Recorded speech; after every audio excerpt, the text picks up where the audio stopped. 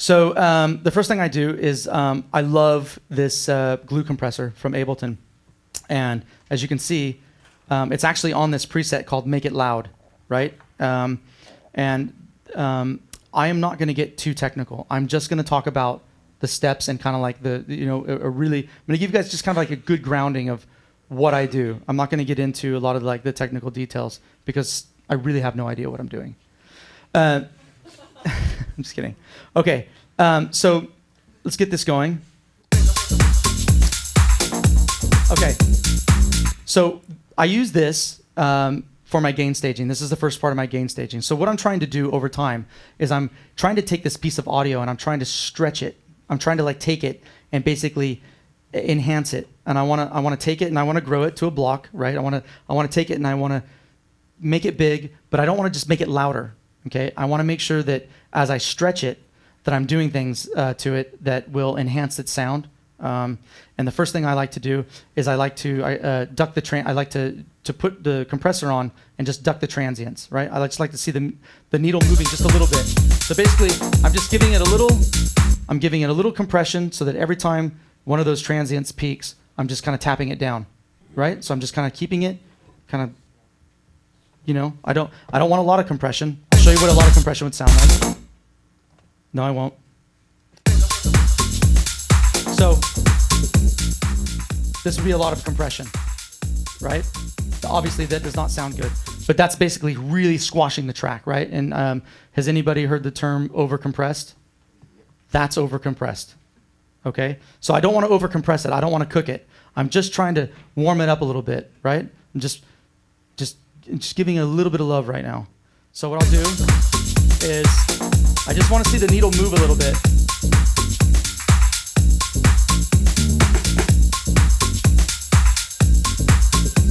And when I'm in my room, I'm listening. I'm always listening, okay? Yeah, give me that water. I need it.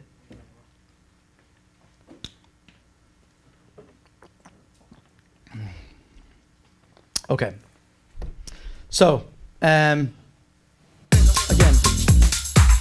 and my magic spot usually tends to be around -14 to -10.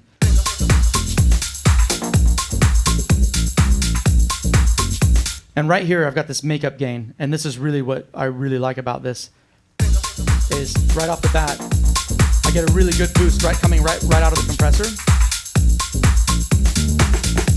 And this setting, literally, I'm not kidding you guys, is right here in Ableton. Make it loud. I love it. That's it. I'm sold. So I start there. Now I'll move on to, once I've got that, and I'll A/B. Okay, we're already getting louder, but again, it's not about the track being loud, and we'll get into that, right? We want to add some color. We want to add some depth. We want to give it some stereo width. And then we want to smash it so it looks really big and black. Okay, so I really like this EQ, but we could use Ableton's EQ. I'm going to give Ableton's EQ a plug right now. That way I don't get in trouble later. So these two EQs function pretty much the same. But I paid money for this one, so I want to get my money's worth out of it. I'm kidding. I happen to like the Pro-Q. I've gotten used to it, but I will tell you that I use the EQ8 on everything in my own productions, and when I'm mixing down someone's track, I do use it. And I would tell you that I could probably get the same result using the EQ8 as I could FabFilter. So I think what I'm going to do is, as I go along, show you what I would use in Ableton if I wasn't using the other plugin, and I think that that's fair. Is that fair, Jeff? Super. Awesome. How am I doing? Super. Okay, so let's hide the EQ8. Let's get in here. All right, so here's this frequency range, right? So we're looking at the frequency range, right? I don't even need to hear it. I'm looking at it, and I can tell that right around here, it's looking pretty good for me, for my experience. I'm like, that's not too bad. The bass, it's pretty carved out already. So when he mixed this, he probably did a lot to cut the lows on a lot of his instruments. But I'm still going to come in here and do what I need to do. So depending on the genre and depending on the track, I will take my EQ and I will cut from the bottom. Before I get into any of that though, you'll notice that this says M and this says S because I don't master in left and right. I master in mid and side. Does anybody not know what mid and side EQ is? Okay. So mid and side, so Ableton does this. It's actually really easy to explain in Ableton. So here you have an EQ, and right now it's a stereo right here. Stereo. So we can change that to left, right, or mid side. And mid side basically takes the lower frequencies, which tend to gravitate in the middle, and the other frequencies are what's left over. So the side, okay? So basically by mastering or in mid and side, I'm able to control the bass much better. Okay, so I'm actually able to take the side information out of the equation and focus on the bass, and so that's what's happening here. So we could do that. We've got it on mid side. This switches. So here's our mid, and we'll do the same thing we've done here. We'll give it a nice steep low cut, and we'll put it around 90. Everybody's got their. Some people say 80. I like to do around 90. Wait a minute, I did that wrong. That's the side. That should have been the side. Undo. So here we go, mid side. So we want the side, and we'll take this little guy right here, and there we go. So we'll do around 90. And so what I'm doing basically is taking anything below 90 and scooping it out of the mix, out of the track. So we'll hop back over here. So again, here you see we've got the side. There we go. So anyway, basically I'm going to take this down about 90, and again, and I'm basically taking the low frequencies out of the equation here. And so now we've got this mid that we're dealing with. So based on the genre, again, is where I'll set my low cut, okay? And I happen to use a 48 dB octave, and I know other people might do something else. Sometimes I might do a little less steep, right? This slope here, right? So that would be a lot of frequencies coming through, a lot of bass. I really like to just do a steep cut. That's just what I do. So you're not going to change my mind. So based on the song, usually the genre. So with genres that have to be really loud, bass is it's a headroom killer. So the more bass that you have in your track, the less headroom that you're going to have at the end of the day. And so mixing a good electronic track is about cutting the right frequencies as you move along, so that when you hand your mix over to the mastering engineer, this is less of a problem. And for most tracks that I get, there's a lot of workaround. I've gotten to the point now where I don't send a lot of stuff back. I'm able to do a lot of workaround. And sometimes I'll have my clients send me the kick and the bass and everything separated so that I can take care of that before I get to this stage. For this particular track, I know it's really bass heavy. I'm going to cut it at 35. It's going to be the magic number for me today. And it's really not that big of a difference. It's just a really minute little difference. Did you have a question? Oh, yeah, cool. So, no worries. Does anybody have any questions at this point? Am I going too fast? I'm trying to... Okay, good. So, yes? Where you cut off everything below 90? Yes. Is that the same thing as putting the utilities, like making it mono? Oh, you're talking about the utility tool in Ableton, the utility tool in Ableton? No, it's not the same. That has to do with stereo, width, and mono. So it's stereo and mono. This is mid and side. Okay. I think I'm right on that. And again, everything I'm doing in this plugin, you can do in the EQ8. So now that I've done that, what I'll typically do is I know my problem areas. I know when I'm mastering, I've got problem areas with most mixes, and it's usually the mids. Most artists struggle with bass and mids. It's just does anybody here struggle with bass and mids? Seriously, really? That's it? I do. It's a bitch, you know. And so a lot of times when I get a track, I'm like, I got you, you know. So what I'll do. And again, so see, I popped a little dot, popped a little bubble here, a little bell curve, and it says M, and I don't want that. Now that I'm in, now what I want to do is I want both, which is this little deal here. So now I'll sweep through, and I'll listen for problem areas. And I have to be careful, but also artistic at the same time, because I know that when you boost, that I'm also making the frequencies. So basically, if I cut, the frequencies around get louder. So if I'm cutting here, that means over here and here, I'm actually giving a little bit more of a boost, which helps me in this case. And so right around here, and 200 hertz is really the big one. Let's get kind of dramatic here. I'll show you guys what I'm talking about. Come on. All right. This track might not do it. Let's go up. I'll show you what I'm talking about. Hopefully. There it is. Right there. Hear that? Sounds like a dying whale.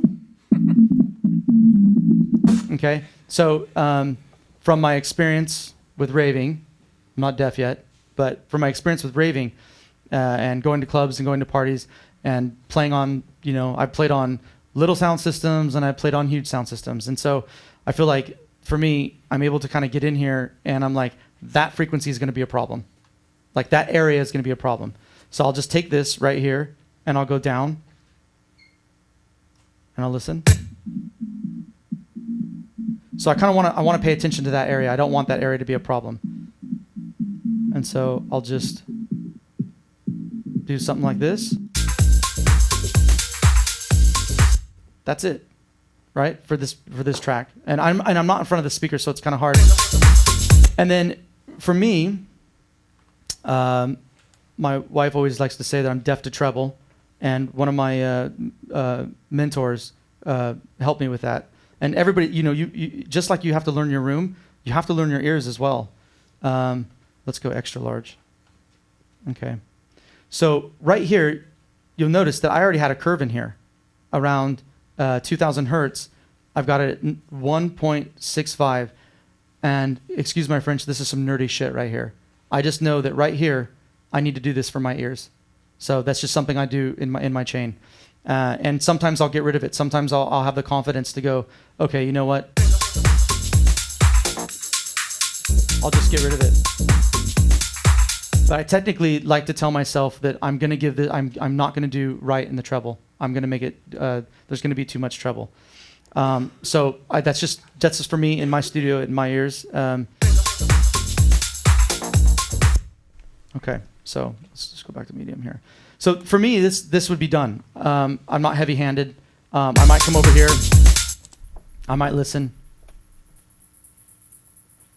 And if I want to make some, we okay? Oh yeah. Okay, cool. Okay. So I'll also listen for the highs as well here, and then I'll just usually kind of just, try to cut out anything that's like kind of like dog whistle sound, but not too crazy. So let's move on. Okay.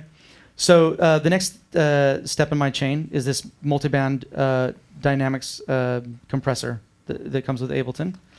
And this is, there's tons of multiband dynamic compressors out there, and this one I happen to love. And so I'll go quickly through this because we're getting low on time, and I want to do some other stuff for you guys. So I'm going to solo this band, and I'll listen here. And what I usually try to do is I try to move the frequency band up to where I'm just hearing the bass line. So in this frequency band, I want to capture that bass line and the kick. And I want to like, and I know this sounds kind of like voodoo or whatever, but I almost want to like right here, I almost want to think that I'm like in another room and I can hear like what's going on in that room. I want to go in there, right? But does this make you want to go in that room? Sweet. Okay, so right here, yes, I want to go in there. And then I might, if I want the kick, if I told you I wasn't the most, I might not explain it the way that you guys want to. So if I want the kick, and then if I want the kick to snap a little bit more, I'll back off on the threshold. And that's what this is, the threshold. Then I'll go to my mids. Right? I like to take the input down. And then once I'm in the mids, I'll usually mess with the high frequency band, and I want that to sound like mids. I don't want too much of the highs in the mid frequency range. I want it to sound like mids. So that sounds a little bit better to me. And then I'll go to my highs. And good Lord, right? So turn the input down. And then give it some threshold here. And I just taste it, you know. I mess with this control until I'm like, okay, it doesn't hurt my ears. It's not too overcompressed. I don't want to like smash it. I want it to breathe a little bit. So already we can A/B what I've done, and we can hear the tracks really coming to life, right? Yeah. Okay. So let's move on. Any questions so far? Good. Okay. So the next step is widening, and I will widen the the stereo field. So here I'm using this Sonalksis StereoTools. I'll come over here, and I'm looking for mono bass. So again, we're gonna mono the bass, right? We're just kind of doing the same thing. We've really already done this, but we're doing it again. We're gonna 0 below, right? 90. So basically anything below 90, we're putting in mono. And the reason why we do that is because most sound systems don't really play, I think it's below 30 hertz. And then this, I think this has to do with vinyl. It was about the needle jumping around, but you basically, you want to, anything below 90, you want to like put in mono. And then here, again, if I'm in my room, I'm going to play with the stereo width. So I'll be really dramatic with it so you can hear what I mean by stereo width. And I don't know if you guys can hear that because I didn't turn it on. So again, you guys hear that? So, and again, this is something. This is kind of like the part of being honored to be a mastering engineer, is that I just kind of do this to my ear. What sounds good to me? I mean, I've got these pretty rainbow colors over here, but they don't really mean anything to me. So I taste it. I'm like, okay, that sounds good, and then there. So it is. The next step in my chain. Oh yeah, question. Yeah, go for it. So after 90 hertz, is it all affected the same with your stereo? Well, I'm not putting anything. Everything above 90 is being affected by this stereo width. Okay, so it's not like individual bands or anything? No, okay. It's the whole song. So, I mean, there's that. So already, we're here, peaking -5, and now, so the track's getting louder, and it's sounding better. It's sounding good, okay? And that's what we want. So here is, and again, I'm gonna catch hell for this later, but this is really one of my magic tools, which is this Waves Kramer master tape. So this is how I mimic the analog, and basically what this does is injects a little bit of noise into the track. And I've had a couple clients who have said, I hear something in the track. And that's probably like maybe 2 out of like 2. I've had 2 people call me on this. So what this is basically some tape distortion. I'm adding some upper level harmonics to the track. And I'm basically using this playback level. And it's kind of a compressor. And when I'm in my room, or I've got this particular pair of headphones on, I can hear the difference here. And here's the noise that I'm adding. And 25 is really quite a lot. So I'll turn it down to 30. But this is it's taken me years to hear this. It's like you'll do something for a really long time, and that's the other thing about like using plugins. People are like, oh man, this plugin sounds so good. And you're like, does it? Really? And you're like, yeah, it sounds really good. But it does. Like it's taken me a long time before. And like it's like one day I woke up and my ear just kind of like finally started hearing these like little things, and I'm like, oh, like I only have to move the knob a little bit, just a little bit. Whereas people are like, I'm gonna, like, oh, give it some compression, And it's really, if you've noticed, I haven't really made any big dramatic, right? There's been no like big like, oh, we gotta really crank anything. Everything's very delicate. Everything's very thought about and like and very fine tuned. And I'm not even going into like crazy detail. So here's this. That's that. So then the next two plugins I have, these two actually work in conjunction, only one conjunction. These two EQs are these, I always say this wrong, PuigTec. And they're very unique, and they're modeled after these compressors that basically have the ability to boost and cut at the same time. They're very, very famous equalizers. And I use the both of them in conjunction. And I use this one, let me put them both away and then I'll open them back up again. I use this one here for my mids. So you can see right here, it says dip. I'm right around 200. I'm just giving it a little boost and dip. I'm giving a little boost and a little dip. And you can see my meter. I'm not in the red. And now I'll turn on the other one. And it's very slight. I can hear it from here. Do you guys hear it?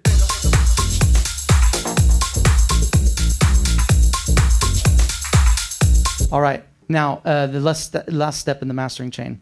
The coveted loud maker. Make it loud, Vaughn. Okay, so this is the FabFilter Pro-L. And I will show you Ableton's. Ableton has a limiter here. There it is. Okay, so I've used a lot of limiters. I love you, Ableton. I really do. But I really love the Pro-L just a little bit more. So the Pro-L is really fantastic because I can see.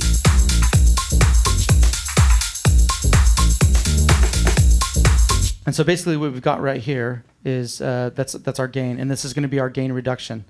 And so the last step of the chain is to move the gain.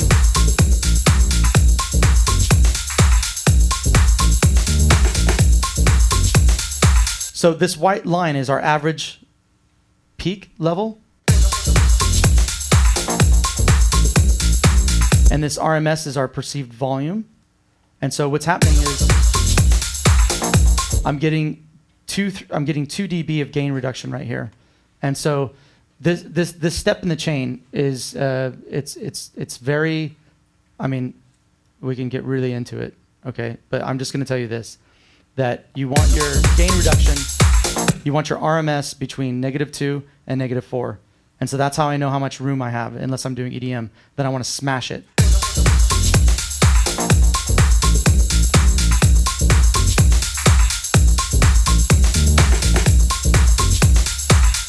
So right here, I hear a little bit of distortion, and again, I'm not bashing the room or the speakers, but it's a little difficult for me to hear because of what I'm doing. But let's pretend for a second that there is some distortion, right? So for a track like this, because I already know that there's quite a bit of bass, I could easily come over here, and I could change this slope. I could try changing it, giving it like something even more steep, and I can even try moving this up to 40 hertz to give me a little bit more room.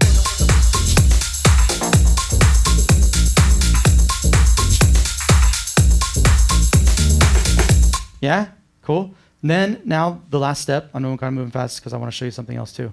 I use this, which is Sample Magic makes this. It's called the Magic AB, and what it does is I can come in here and let's load up my Tech House preset, and I can basically take 9 different tracks of whatever I want and load them in here and do a comparison side by side and make sure that what I'm doing sounds just as good, as loud as anybody else, so I can validate myself. Okay.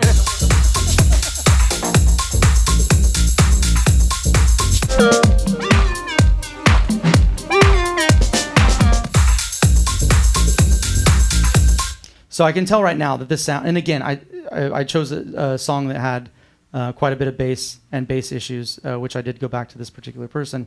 But, and this is a Dirty Bird track, really good mastering, or really good, that's why I have it in here. But let's hear another one.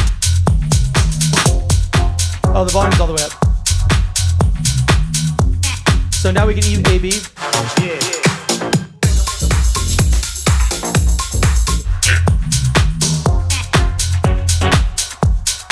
Yeah?